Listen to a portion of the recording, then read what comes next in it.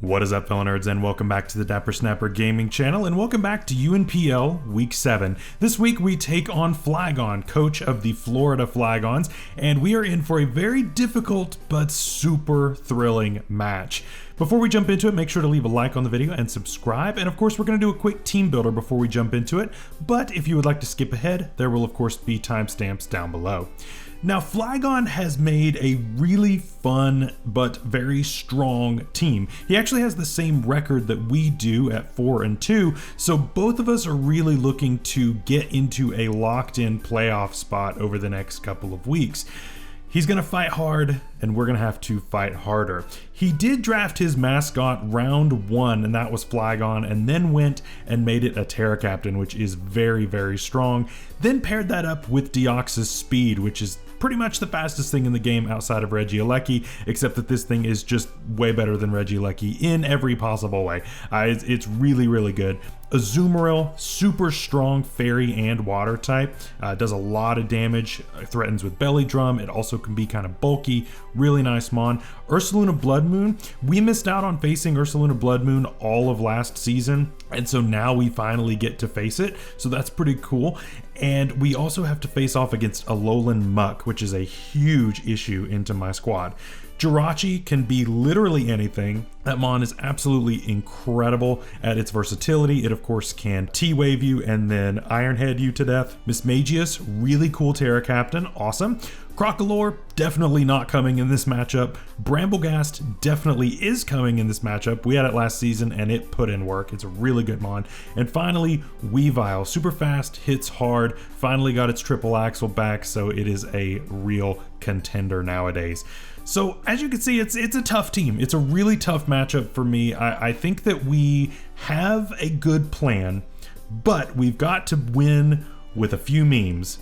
And so let's see what we are doing with that. To start us off, though, I have to mention that this week marks the end of the trade deadline. What that means is we made a few trades in order to get in at the last second, and so we had to let a few things go, but we've got a few new members. So I want to announce that very quickly, and then we will move on to the team builder. We unfortunately did have to let go of Glamora and Beartic, even though, you know, they were super fun. Glamora did work last week. It was super sad, but I think that we're going to be in a better position going forward with what we have picked up. Our 3 new pickups for the end of the season, though, are number 1, Barraskewda, one really great abuser of rain. I was trying to figure out how to get this on the team originally, and it just ended up costing too much, but I think that this extra speed, even outside of rain, is going to be a really, really great help in order to get us to a winning position.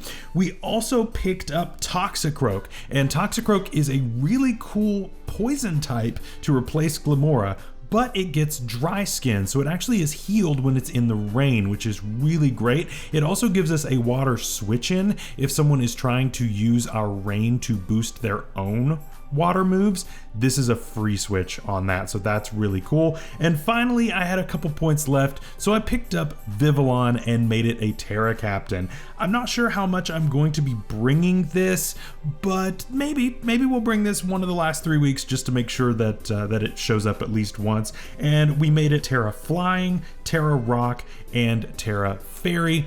We'll see how that one goes, but I'm pretty excited to show you what we have done for this week. Starting off, let's look at something new. We got Barraskewda coming off immediately, and this thing is really cool. With Mystic Water Max Attack Adamant, we are hitting really hard, especially in the rain. We're able to afford a little bit of bulk and still outrun a timid Deoxys Speed, which is really important to me. We OHKO it, of course, every single time, and it's great. It's great. We can also flip turn around just to get a favorable matchup, and we also have Crunch and Poison Jab. This helps us to hit 2 things that normally would switch in on this pretty easily, that being Bramblegast and Azumarill, respectively. Next up, we've got our Chaladon, and if my opponent doesn't deal with this quickly, this mon can be a real problem. With leftovers and stamina, this thing can keep healing back up and keep getting even bulkier. We've got a lot of special defense and a little bit of speed, in order to take on most of those special threats, which of course there really aren't that many. He's going to have to run certain Pokemon that would normally be physical as special, and so they're kind of in a rough position in that case. We have Stealth Rocks so that we can actually break any sashes just in case that Weavile happens to be sashed. We of course have Iron Defense here to boost our defenses even higher. We could try to come in and catch a triple Axle possibly off of Weavile, and that way we get 3 boosts, which would be really nice. Body Press of course hits pretty much everything except Bramblegast, and for that we have Dark Pulse. Our meme for the week though is Appleton. I know we haven't brought this very much, but this week Appleton I think can pop off. I think that this really odd set actually has a good shot. And so we are running Curse, Recover, Sucker Punch, Earthquake. I guarantee you that not all of you knew that Appleton gets Sucker Punch, but now you do, and it's super fun. It helps me to hit pretty much everything I need to hit. Deoxys Speed, yep, I can hit that now. You've got the Bramblegast wanting to do stuff, yep, I can hit that. Earthquake, that's for Muck, which would normally be a switch in when I Terra Fairy. So there's a lot of good going on here. And after a curse or two, we can actually start dealing some real damage even though we are uninvested. So the goal is to get up maybe 2 curses if possible. And at that point, there's not a ton that really deals with this. This is gonna hard wall Flygon, this is gonna hard wall pretty much the whole team, so that's really fun. Next up, Pelipper, nothing too crazy here. Max defense once again. Weather Ball, knockoff, Roost, U-turn. Not really a whole lot to report there. Damp Rock in order to make sure that the rain stays up for longer periods of time, since there is no opposing automatic weather setter. He could bring manual weather, but if he does, it's fine. Next up, Toxicroak. We're actually bringing that off the bench too for the first time, and I'm really excited about this. We've got enough speed to outrun Azumarill, and this is our true Azumarill counter. There really isn't an Azumarill that can beat this, so our goal is to just keep this in the back until he tries to bring Azumarill out. In Mox, Azumarill absolutely went off with Belly Drum. This is going to make sure that nothing like that happens, and I'm pumped about that. And finally, Big Palafin to clean things up. And yes, we have Fling Big Nugget. Yes, we are bringing Fling Big Nugget for that Bramblegast that may want to switch in. I don't care. It also helps us out with the Deoxys if we need to deal a little bit more damage as well. So that's the squad. I hope you guys are looking forward to this battle. I know that I am. It's going to be a real fun one, and so let's go ahead and find Flygon and jump into the match. So here we are in team preview, and basically this is the team that I was expecting except for the Ursaluna. The Ursaluna I was really not expecting to come here just because, you know, rain team, and this is obviously pretty weak to water, but everything else was pretty much expected. Ursaluna does seem like it could end up being a problem, but I think ultimately we will find a way to work around it with all the water coverage that we have, so I'm not too worried about it. Now, one thing that I failed to mention during the team builder is that looking at the standings going into this week, whoever wins this game, depending on a couple of wins and losses, actually has a shot to go ahead and lock in playoffs contention right here, which is pretty exciting and makes this match a little bit more nerve-wracking. It's not necessarily that you know, you're out if you lose this week, but it just means that you have a little bit more pressure put on for the last couple of weeks. But basically, if we win this week, whoever wins this week, then that person is pretty much locked into playoffs, which is really exciting. And so we are definitely going to do our best to win this week. We're going to go ahead and lead off with Barrascuda. It's our fastest Mon, and so I think that it's going to give us the best shot. I'm planning to just click flip turn 1.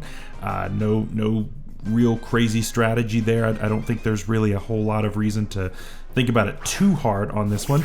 And he actually leads off with the Flygon. The Flygon, of course, being his Terra Captain, and honestly, the lead just screams Scarf to me. This really is scary, because if this thing is Scarfed and I just go for flip turn, then this just goes down immediately. We cannot live a Terra Blast. That is not a thing that we are going to be able to survive. not even a little bit ever. So I don't want to risk that. Even if he's not, I don't know that I'll necessarily KO him once he Terras into the electric type, which is guaranteed what he's doing. So I'm not willing to take that risk personally, even for that little bit of damage on flip turn. I don't think it's worth it for me to risk him being scarfed this early in the game and lose my potential late game sweeper. That just seems like a huge throw. And so the free switch is just Appleton, right? Now, he could obviously have called this and gone for a dragon move, and if he does that, then more power to him. And this game is I'm in a rough position for this game, right? So we do go ahead and see the Terra here, and surprising absolutely no one, Terra Electric. I mean, that it's just too good into my team for him to have gone with any other option. It would have been a throw for him to have chosen any other Terra. Yeah, that absolutely makes sense. He goes ahead and clicks these Terra Blast, and of course this is going to deal absolutely 0 to my Appleton. It does less than what my leftovers is going to recover, which tells me that he is special. This is definitely not a physical Flygon, and this is something that I faced in my mocks, so it does make a lot of sense. It's a really, really good set. Now, again, I don't know that he is scarfed, so he could switch moves here if he is not, and go for a Draco or Dragon Pulse or whatever it is that he happens to have. So going for the Terra here really is going to be my best option, so that if he ends up not being scarfed, not only do we learn that, but we don't end up losing this. And we don't really lose too much by going for Terra here. There's not really a whole lot that he would most likely be carrying on this. At least nothing that I'm too concerned about. We are max SPDEF, so we can take this on pretty easily. The question is whether or not I need to go for a curse right off the bat, or if I need to go for something else.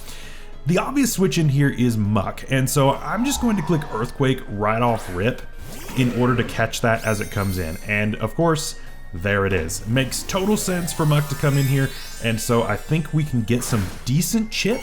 Again, we're not really that invested, and our attack stat is not that high, but going for that Earthquake is going to get a decent amount of chip. This thing has a sky-high special defense stat, so us hitting it on the physical side is going to do more than what it normally would.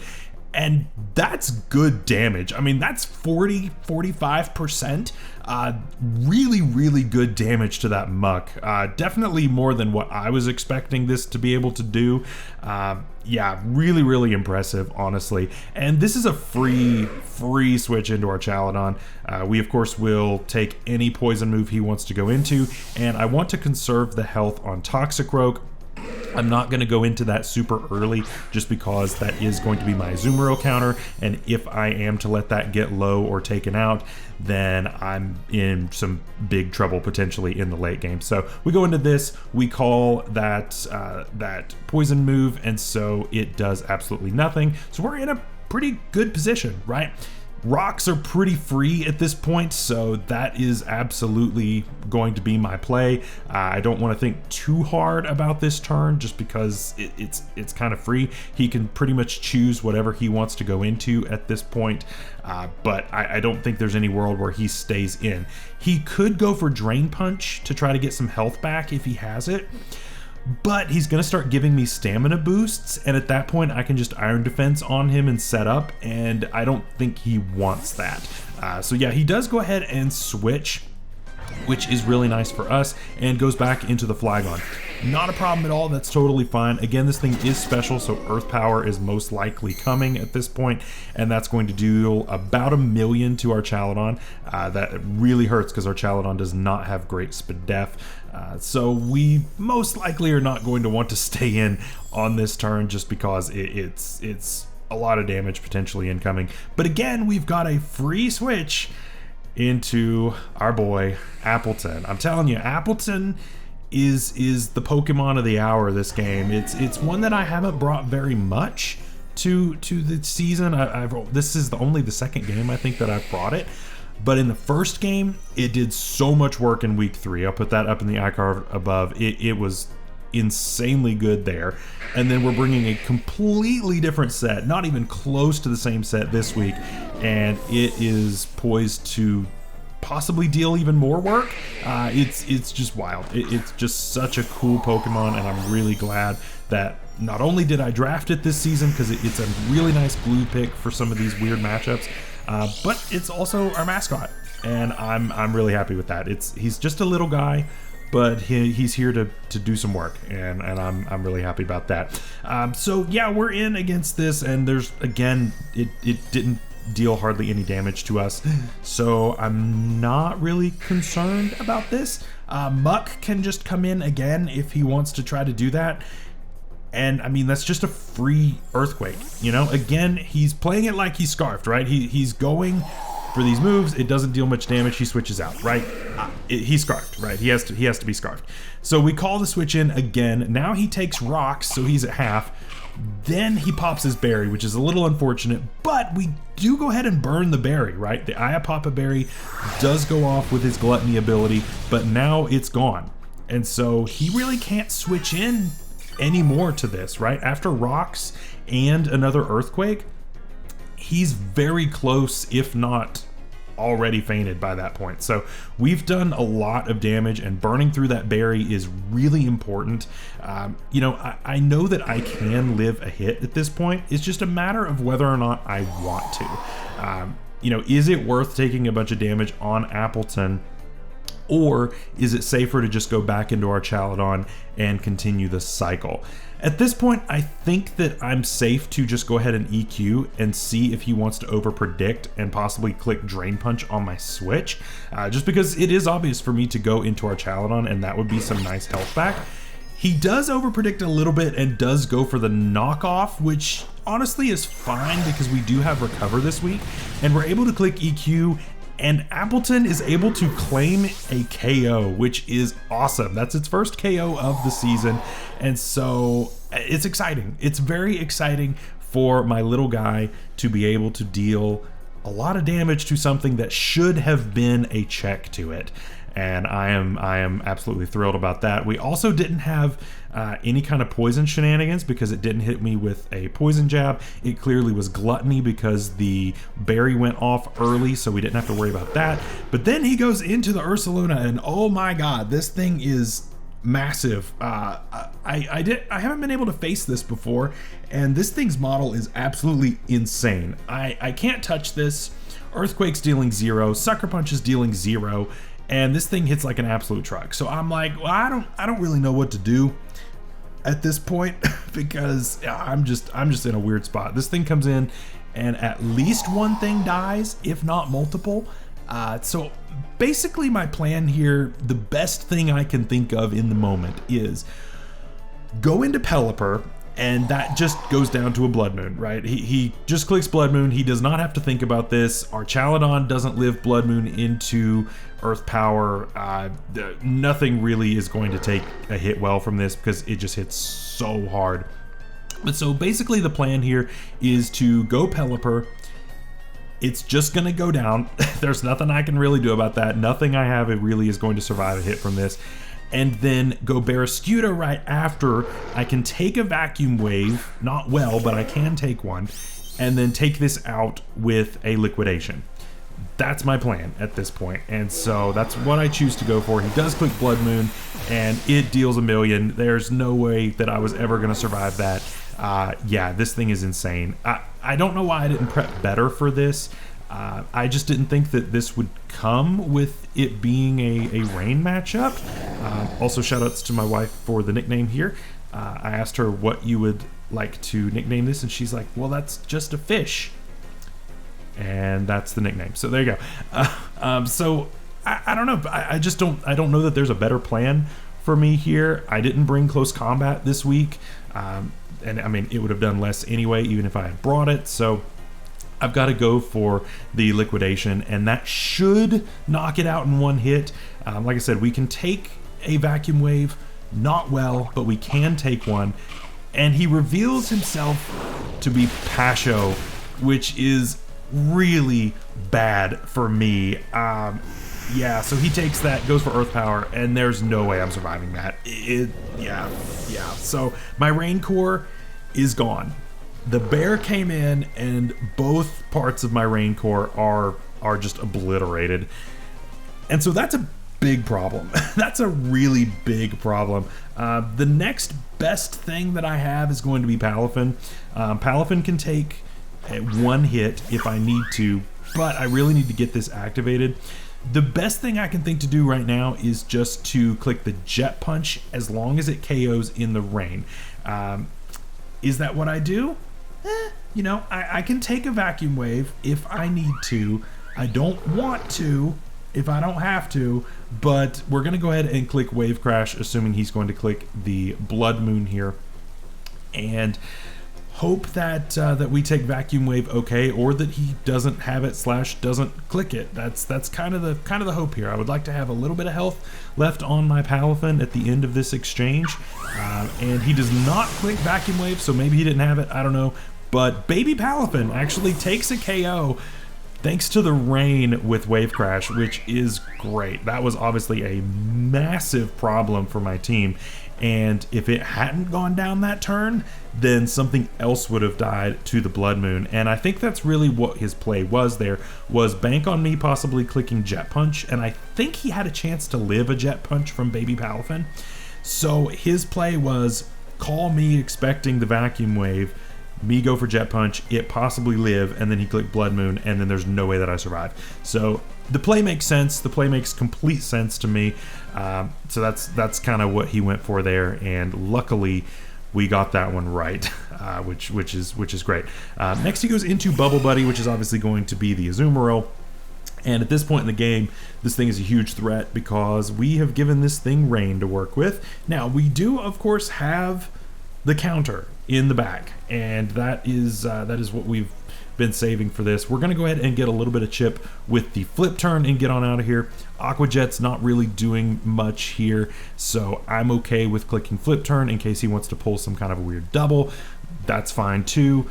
This obviously does draw in the Toxicroak, but there's really not anything that he can go for on this that would KO it. So I'm really not worried about it as long as I have this around. And he does pull a double, which is so important as to why I did this, because it does invite in the Toxicroak. This was a great switch for him if I had just hard switched. So we get this right, and luckily the flip turn goes off. Baby Finn does a lot of damage to this, which is wild how much that does. So yeah, Baby Finn dealing a lot of damage here at this point. And so I could go into Toxicroak and click Sucker, but why would I do that when Appleton also has Sucker Punch? I mean, come on, right? If Appleton has Sucker Punch, you go into Appleton and you click Sucker Punch. Now, he could have just as easily gone for a taunt, he could just as easily go for screens, he could just as easily go for literally anything, but he chooses to go for the attacking move, and Appleton claims another KO. Let's go, Appleton. This thing is so cool, and this set just absolutely was exactly what we needed this round. This set makes no sense in the grand scheme, but for some reason against Flygon's team, it's just really good. And next up, he goes into the Bramblegast. Of course, we do have Sucker Punch here, which would help a lot with the offensive move, you know, if he's going for Poltergeist or Shadow Sneak or anything like that, although Sucker probably isn't going to work into Shadow Sneak, and that's kind of what I'm worried about, is him possibly doing that. Maybe he has Sub, maybe he goes for Strength Sap.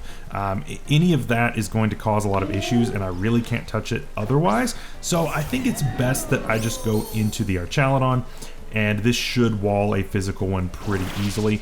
He does go for the Sub here, kind of unfortunate, and Archaludon normally wouldn't be able to touch this, but we do carry the Dark Pulse here specifically for this situation. In Mox, originally I had Thunder over Dark Pulse, and so I would end up in a situation like this a lot, and I would just not be able to touch the Bramblegast, and it would go on forever. What I did not face in Mox was a special Bramblegast though, and that is a really good bring. I went for the Iron Defense expecting him to go for like a Poltergeist or some kind of other physical move, and he is special, so he does not care about my stamina boosts or my Iron Defense boosts. He doesn't care about that at all. So that does trivialize this set a little bit, Definitely a really good workaround and really smart prep on Flygon's part, so absolutely was the right bring. Although it's not dealing that much damage, right? You know, we are really bulky on the special side, at least in investment. And we were just hoping to avoid the special defense drop, which we get on the second try, which is a little unfortunate. We do click that Dark Pulse, and that is going to easily burst that substitute, so I'm not worried about that anymore, which is nice. So if he wants to go for another substitute, that's fine. That's free damage as far as I'm concerned. Or if he wants to switch out or whatever it happens to be, that's fine. I'm sure that he wasn't expecting me to have any kind of coverage on this Archaludon, because Dark Pulse is not something you ever see. I didn't know that this got Dark Pulse going into this game. I was just looking in prep and I was like, I need something to hit Bramblegast. What does this thing get? And Dark Pulse was toward the top of the list, and I was like, well, that works out really well, actually. And I don't think Flygon expected me to have that either, because normally you wouldn't have anything to cover this, right? You'd have Dragon Move, which is normally Draco, which this thing could take. You've got Body Press, which obviously doesn't affect it. You've got Electroshot or Thunder, which doesn't do anything. You've got Steel Move, which doesn't do anything. So normally this would hard wall an Archaludon, so it's a really good bring.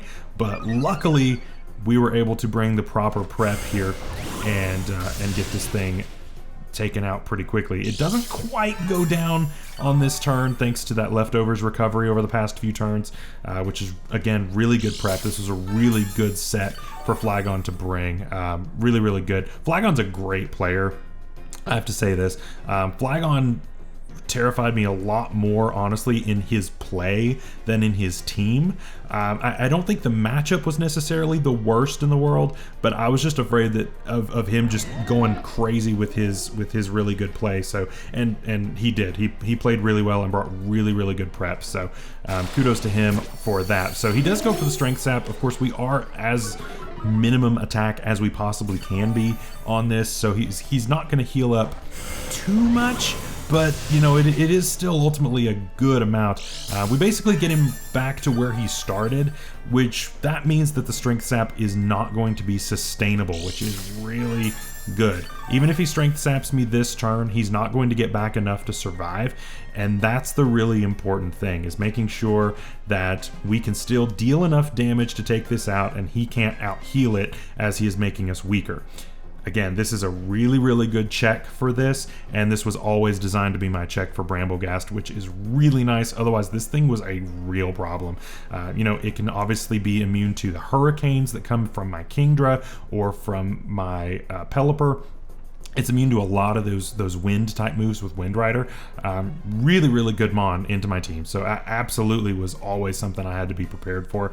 And I think this is an interesting, somewhat creative, unexpected solution. And it just kind of worked out. It kind of worked out. So after all this time that I've gotten leftovers recovery, I am actually able to take this. I get another Spadef drop, which is unfortunate.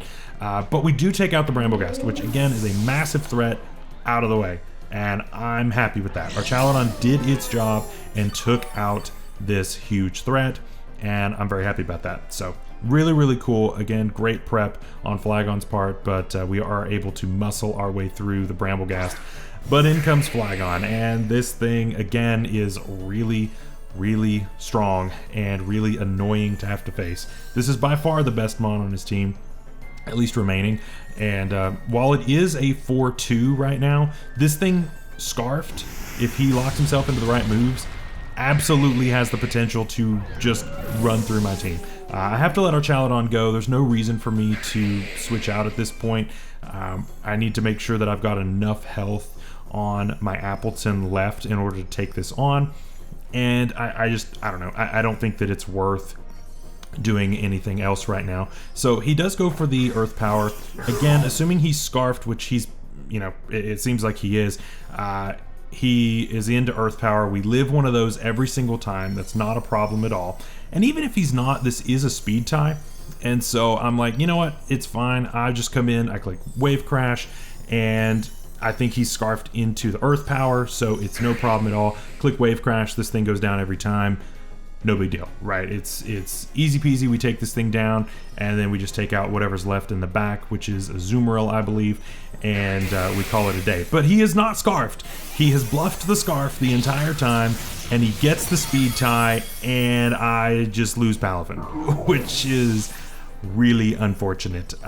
Really good play by Flygon. Again, I said he's a really good player.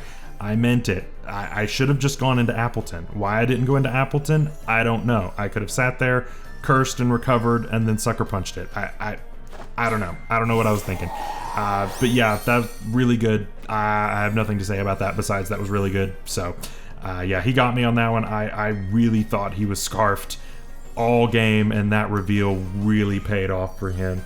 It would have been really unfortunate if he'd have lost that speed tie because we were both max speed, but yeah, it ended up working out in his favor. So at this point though, he can't really deal enough damage to me with Flygon with anything, right? He can't hit me with a dragon move. The ground move isn't doing anything. He'd just have to be fishing for drops, which is unfortunate. The electric move isn't doing anything. So I'm really free to just stay in here. It's not dealing that much. It's probably a 4 to 5 hit KO, and so even without my leftovers, I can just kind of start setting up curses. And I think now is absolutely the time to do that. So I click one curse, and now I'm just going to recover back up, just in case I get crit here. I did live a crit, and so I wanted to make sure that 2 crits don't end up KOing me. Technically I could have taken 2, but I don't want to risk that. And so at this point I'm like, okay, I could recover again, or I could just sucker. And I clicked curse. I clicked it a little fast. I probably should have thought about that a little bit more, but I didn't. And so I ended up getting off a second curse, which ends up being really important.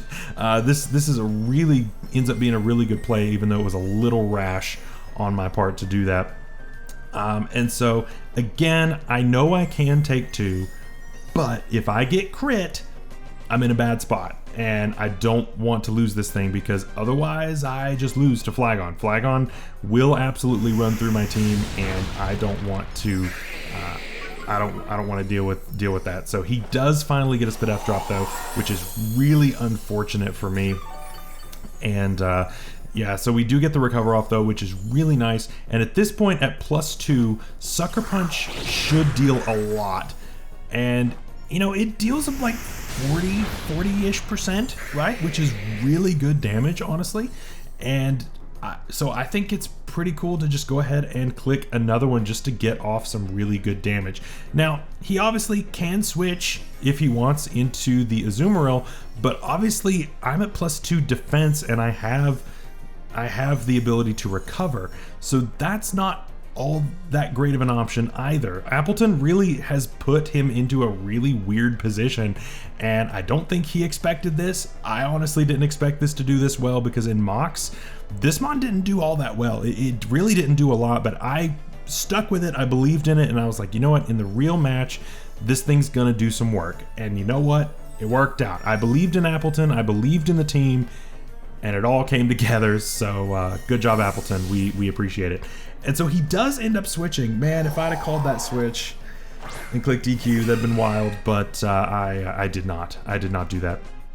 So he does go ahead and switch, and that does waste another Sucker Punch, which is unfortunate just because I only have so many, and I'm already halfway through them. So I'm gonna go ahead and switch over to Earthquake. Could also recover at this point, but I don't want to I don't want to waste all of those if I don't have to. And so now he's kind of stalling, and it's not the worst way to play here, to be honest. You know, as long as he's switching, I can't sucker. And so I have to play this right? If he keeps switching and I burn all of my Sucker Punches, he just can kind of beat me because I don't have any way to hit the Flygon here. So at this point, I'm like, okay, I have to conserve my Sucker Punches. I have to make sure that I can make it through this end game, because otherwise I could be in a bit of a pickle if I run out of them. I can afford to click it here if I want to, but basically after this point I've got to get these right. Otherwise I'm in a really bad spot, and that can definitely cause some real issues.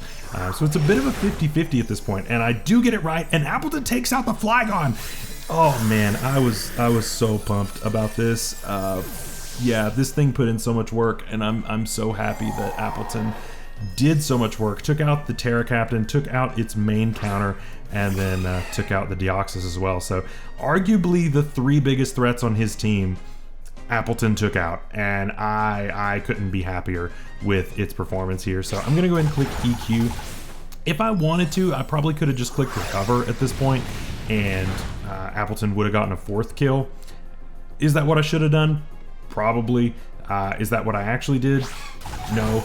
But at the same time, I didn't want him to get a free belly drum here if he was going to be belly drum, and so I didn't feel like I was in a position to be able to recover right there, because if he had belly drummed on my recover, I could have been in some trouble. I mean, ultimately I had Toxicroak in the back, but still, that could have been a problem, because that would have forced me into having to hit a gunk shot, and if I was having to rely on hitting a gunk shot, that could have put me in a really bad spot if I had missed, and then I just throw the win away at the end of the game, because yeah, Play Rough absolutely would have KO'd this if I had missed. So we go ahead and click the Drain Punch so that I don't have to worry about missing, because he was at like 3 HP, and we get a crit for no reason, and this thing is gone. So we take a very narrow 1-0 victory against Flygon, and we are now locked in for playoffs. I know the results of the games that needed to be played, and we are locked in for playoffs, which is really exciting.